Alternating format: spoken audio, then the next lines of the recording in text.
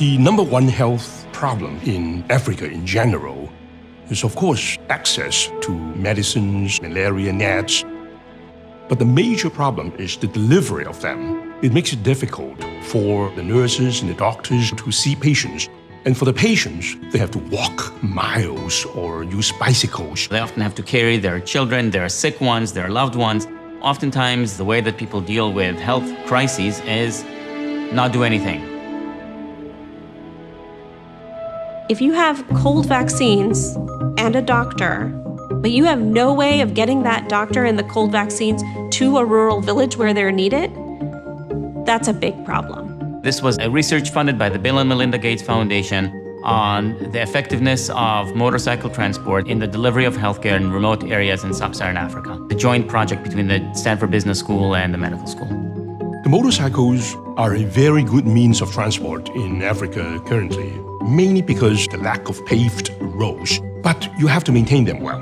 When I came across the Riders for Health organization, I found that this is one very powerful example where they were exactly using a transport management solution, preventive maintenance, how to do inventory control, applied to the right target population to make a difference.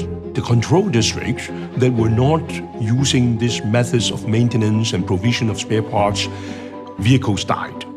Under the districts where Riders was managing the vehicles, zero death of the motorcycle. What the research has shown is that systematic management of transportation works.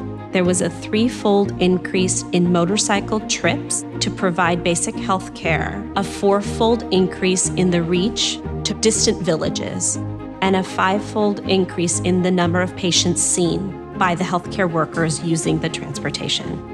We can get rid of malaria, we can get rid of diarrhea, we can get rid of cholera. Those are things that have solutions, have answers. This puts the transportation problem at the center of the stage as part of any solution. There are investors who are already interested in transportation for health ministries. They typically donate vehicles or motorcycles in fleets, sometimes small, sometimes big.